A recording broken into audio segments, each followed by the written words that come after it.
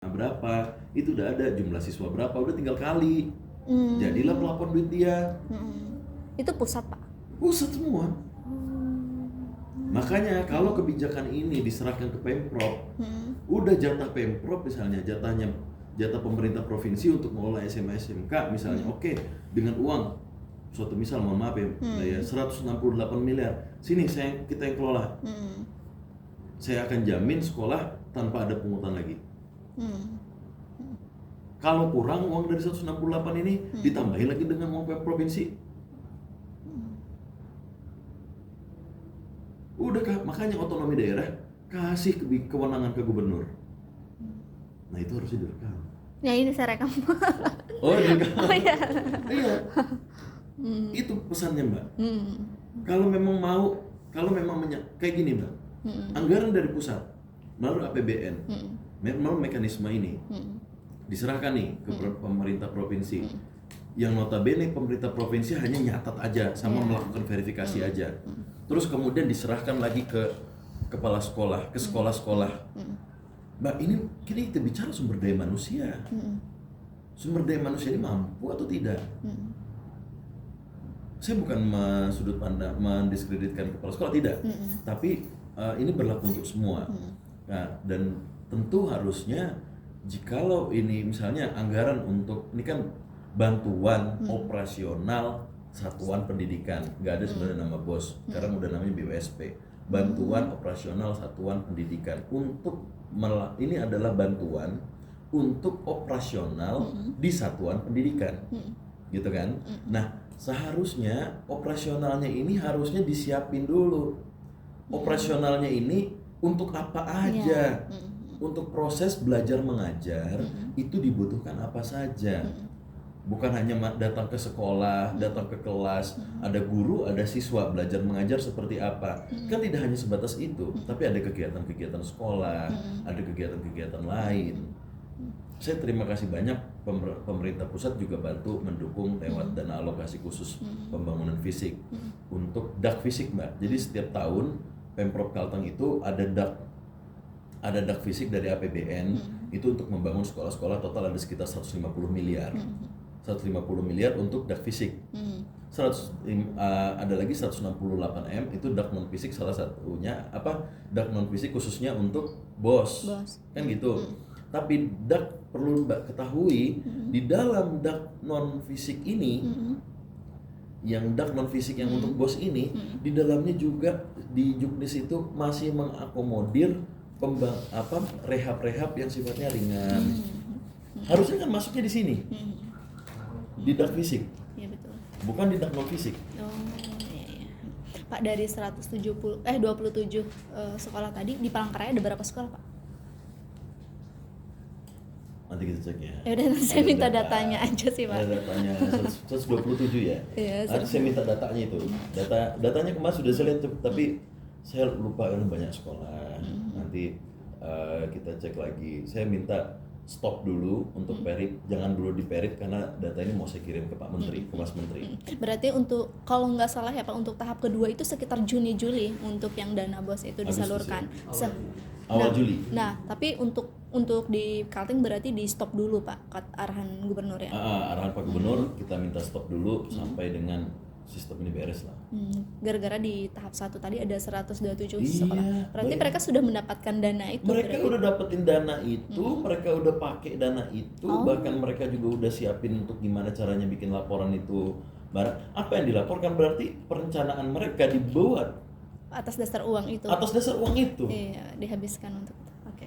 Padahal kalau dari mekanisme perencanaannya dulu, disalurkan duitnya, dipakai duitnya, pertanggungjawaban kan gitu. Tapi Pak, ada sanksi atau ada tindak nggak Pak terkait misalkan itu sudah terlanjur digunakan dan pembuatan laporannya baru sekarang? Kalau di sistemnya mengizinkan, sanksi apa yang harus diperbuat?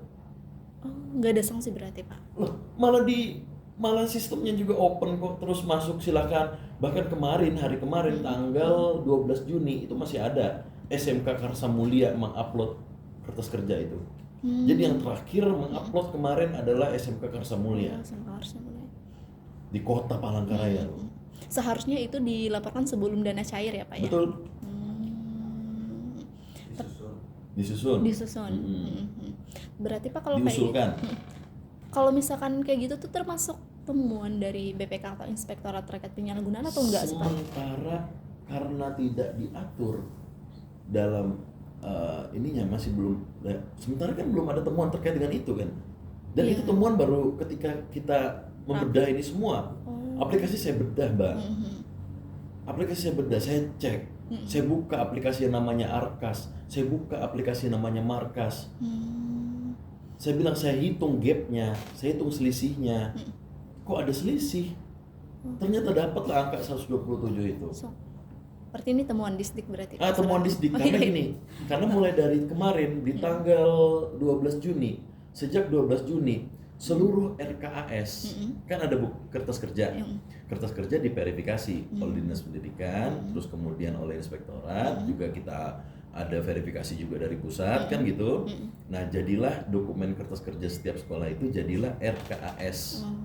Atau dalam artian sama seperti kayak DPA lah kalau di dinas-dinas, total anggaran lu selama 1 tahun itu ngapain aja, lu berbuat apa aja. Nah, terus di situ RKAS itu mulai tanggal kemarin ini kita upload di Pena Berkah. Ya kan?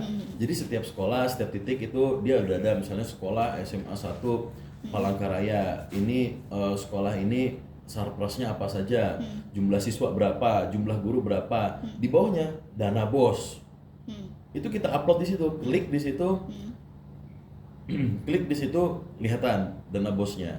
Pas kita klik nggak ada barang itu. Disitulah ditemukan. Disitulah ditemukan ada total 127 sekolah yang belum melakukan upload. Di mana Pak? Per 12 Juni. Kemarin. Untuk tahap pertama ya Pak ya? Iya.